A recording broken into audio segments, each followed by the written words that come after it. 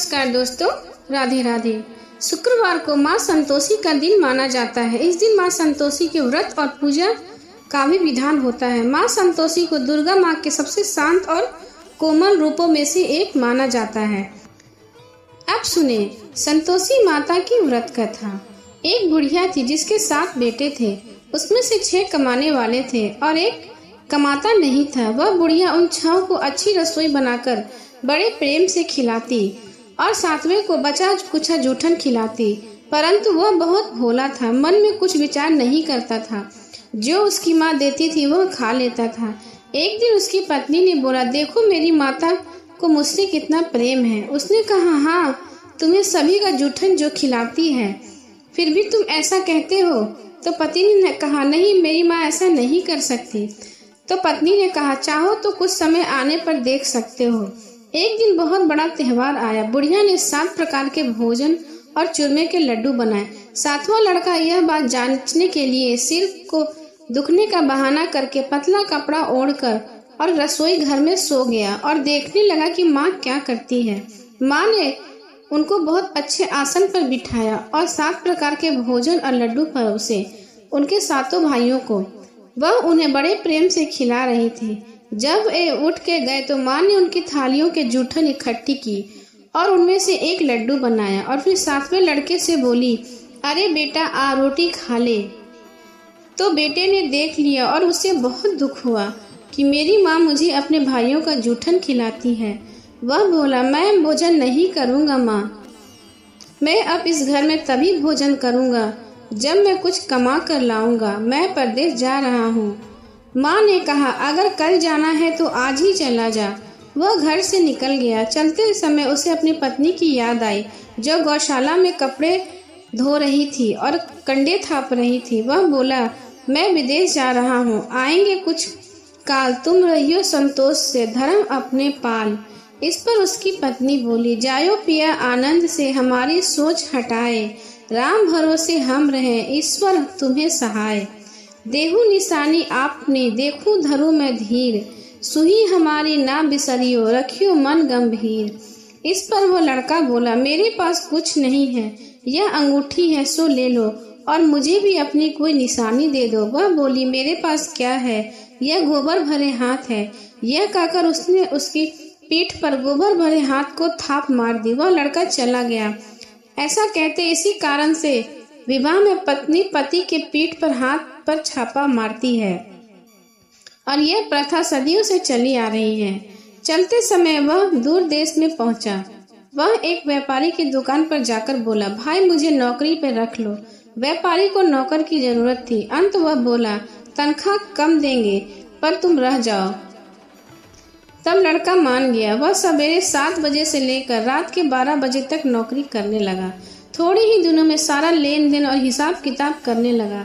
सेठ के 7-8 नौकर चाकर खाने लगे। सेठ ने उसे 2-3 महीने में आधे मुनाफे का हिस्सेदार बना दिया। 12 वर्ष में वह नामी सेठ बन गया और उसका मालिक उसके भरोसे काम छोड़कर कहीं बाहर चला गया। उधर उसकी औरत को सास और जेठानियां बड़ा कष्ट देने लगी। वे उसे लकड़ी ले जाने जंगल भेजती, भूसे की रोटी देती, फूटे नारियल के खोपड़े में पानी देती। वह बड़े कष्ट से जीवन बिता रही थी।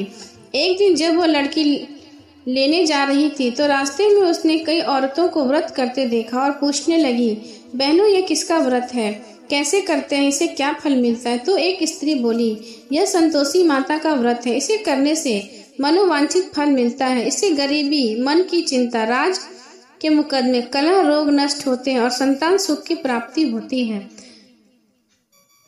और बाहर गए पति के दर्शन होते हैं। उसने उसे व्रत करने की विधि बता दी। उसने रास्ते में सारी लकड़ियां बेच दी, गुड़ चना ले लिया। उसने व्रत करने की तैयारी की। उसके सामने एक मंदिर देखा तो पूछने लगी, यह किसका मंदिर है। वह कहने लगी, यह संतोषी माता का मंदिर है। वह मंदिर में गई और माता के चरणों में लौटने लगी। वह दुखी होकर विनती करने लगी, मैं माँ अज्ञानी हूँ, मैं बहुत दुखी हूँ, तुम्हारी शरण में हूँ, मेरा दुख दूर करो माँ। माँ को उस पर दया आ गई। एक शुक्रवार को उसके पति का पत्र आया और अगले शुक्रवार को पति का भेजा हुआ धन मिला। अब तो जेठ जेठानी और सास नाक सिकोड़ के कहने लगे, अब तो इसकी खातिर बढ़ेगी, यह बुलाने पर भी नहीं आएगी। वह बोली, पत्र और धन आवे तो सभी को अच्छा है। उसकी आंखों से आंसू आ गए। वह मंदिर में गई और माता के चरणों में गिरकर बोली, हे माँ, मैंने तुमसे पैसा कम मांगा था, मुझे तो अपना सुहाग चाहिए। मैं तो अपना स्वामी के दर्शन और सेवा करना चाहती हूँ। तब माता ने प्रसन्न होकर कहा, जा बेटी, तेरा पति जल्दी आएगा। वह बड़ी प्रसन्नता मन से घर गई और घर के काम काज करने लगी। उधर संतोषी माता ने उसके पति को स्वप्न में घर जाने और पत्नी की याद दिलाई। उसने कहा, माँ कैसे जाऊं, परदेश की बात है, लेन देन का कोई हिसाब नहीं है।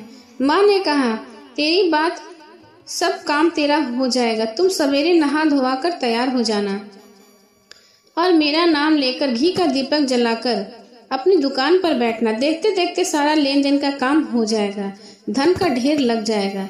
सवेरे उसने अपने सपन की बात सभी को कही तो सब खिल्ली उड़ाने लगे। वे कहने लगे, कहीं सपने भी सत्य होते हैं। पर एक बूढ़े ने कहा, भाई, जैसा माता ने कहा है वैसे करने में क्या डर है। उसने नहा धोआकर माता को घी का दीपक जलाकर अपनी दुकान पर बैठ गया। थोड़ी ही देर में सारा लेन देन साफ हो गया, सारा माल बिक गया और धन का ढेर लग गया।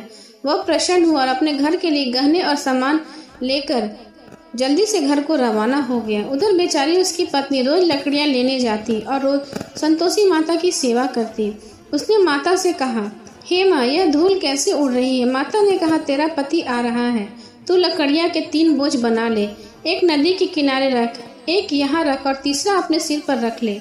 तेरा पति के दिल में उस लकड़ी के गट्ठे को देखकर मोह पैदा होगा। जब वो यहाँ रुक जाए कर नाश्ता पानी कर कर घर जाएगा, तब तू लकड़ियां उठाकर अपने घर जाना और चौक के बीच में गट्ठा डालकर जोर जोर से 3 आवाजें लगाना, सासू जी लकड़ियों का गट्ठा ले लो, भूसे की रोटी दे दो और नारियल के खोपड़े में पानी दे दो। आज मेहमान कौन आया है। इनसे माँ के चरण छुए और उसे कहकर अनुसार सारा कार्य किया। तब वो माँ के कहे अनुसार तीसरा गट्ठर लेकर घर गई और चौक डालकर कहने लगी, सासू जी लकड़ियों का गट्ठर ले लो, भूसे की रोटी दो, नारियल के खोपड़े में पानी दे दो, आज मेहमान कौन आया है। यह सुनकर सास बाहर आकर कपट भरे वचनों से उसे दिए हुए कष्टों को भुलाने के लिए कहने लगी, बेटी, तेरा पति आया है, आ मीठा भात खा, भोजन कर और गहने कपड़े पहन ले। अपनी माँ के ऐसे वचन सुनकर उसका पति बाहर आया और अपनी पत्नी के हाथ में अंगूठी देकर व्याकुल हो उठा। उसने पूछा, यह कौन है। माँ ने कहा, यह तेरी बहू है, आज 12 बरस हो गए, यह दिन भर घूमती फिरती है, काम काज नहीं करती, तुझे देखकर नखरे कर रही है। वह बोला, ठीक है, मैंने तुझे और इसे भी देख लिया, अब मुझे दूसरे घर की चाबी दे दो, मैं उसमें रहूंगा। माँ ने कहा, ठीक है, जैसी तेरी मर्जी, और उसने चाबियों का गुच्छा पटक दिया। उसने अपना सारा सामान तीसरे मंजिल के ऊपर कमरे में रख दिया। एक ही दिन में वह राजा के समान ठाट बाट से रहने लगा।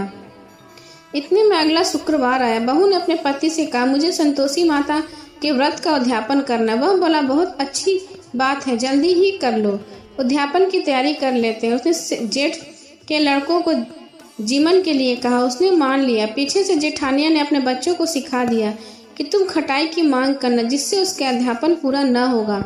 लड़कों ने जिम कर खटाई मांगी। बहू ने कहा, भाई, खटाई किसी को नहीं दी जाएगी, यह तो संतोषी माता का प्रसाद है। लड़के खड़े हो गए और बोलने लगे, मुझे पैसे दे दो, मुझे हमें खटाई खानी है। वह बोली कुछ न बोल सकी और बहुत वो भोली थी। उसने क्या किया, बच्चों को पैसे दे दिए और बच्चे इमली और खटाई मांगकर खाने लगे। इस पर संतोषी माता ने उस पर रोष किया। राजा के दूत उसके पति को पकड़ कर ले गए। वह बेचारी बड़ी दुखी और रोती हुई माता जी के मंदिर में गई और उनके चरणों में गिरकर कहने लगी, हे माता, यह क्या किया, हंसाकर अब तूने मुझे क्यों रुला दिया। माता बोली, पुत्री, मुझे दुख है कि तुमने अभिमान करके मेरा व्रत तोड़ा है और इतनी जल्दी सब बातों को भुला दिया। वह कहने लगी, माता, मेरा कोई अपराध नहीं, मुझे तो लड़कों ने भूल में डाल दिया, मैंने भूल से उन्हें पैसे दे दिए। माँ, मुझे क्षमा करो, मैं तुम्हारा उद्यापन करूंगी। माता बोली, जा, तेरा पति रास्ते में आता हुआ ही मिलेगा। उसे रास्ते में पति मिला और उसने पूछा कर बोला, राजा ने मुझे बुलाया था, मैं उससे मिलने गया था। वे फिर घर चले गए। कुछ दिन बाद शुक्रवार आया। दोबारा उसके पति की आज्ञा के उद्यापन करने लगी। उसने फिर जेठ के बच्चों को बुलावा दिया। जेठानियों ने फिर वही बात अपने बच्चों को सिखाई। लड़के भोजन की बात पर फिर खटाई मांगने लगे। उसने कहा, खटाई कुछ भी नहीं मिलेगा, आना है तो आओ। नहीं तो मैं ब्राह्मणों के बच्चों को बुला लूंगी। इतना कहकर वह ब्राह्मणों के बच्चों को बुलाकर भोजन कराने लगी। यथाशक्ति उसने दक्षिणा भी दी। संतोषी माता उस पर बड़ी प्रसन्न हुई। माता की कृपा से 9वें मास उसके कोख से एक चंद्रमा के समान पुत्र पैदा हुआ। अपने पुत्र को लेकर वह रोजाना मंदिर जाने लगी। एक दिन संतोषी माता ने सोचा कि यह रोज यहाँ आती है, आज मैं इसके घर चलूं, इसका शास्त्रा देखूं। यह सोचकर उसने एक भयानक रूप बनाया। गुड़ व चने से सना मुख, ऊपर को सूंड के समान होठ, जिन पर मक्खियां भिनभिना रही थी। इसी सूरत में वह उसके घर गई।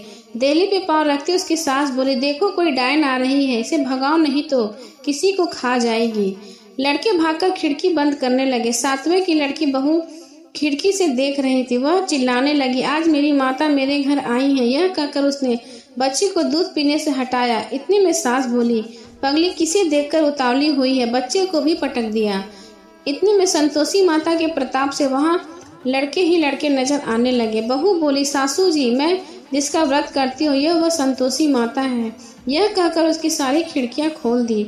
सबने संतोषी माता के चरण पकड़ लिए और विनती करने लगे, हे माता, हम मूर्ख हैं, अज्ञानी हैं, पापनी हैं, तुम्हारे व्रत की विधि हम नहीं जानते, तुम्हारा व्रत भंग करके हमने बहुत बड़ा अपराध किया। हे माता, आप हमारा अपराध क्षमा करो। इस पर माता ने उन पर प्रसन्न हुए और सब कुछ क्षमा कर दिया और माता वहां से अंतर ध्यान हो गई। हे माता, जैसे बहू को फल दिया वैसे सबको देना। प्रेम से बोले संतोषी माता की जय।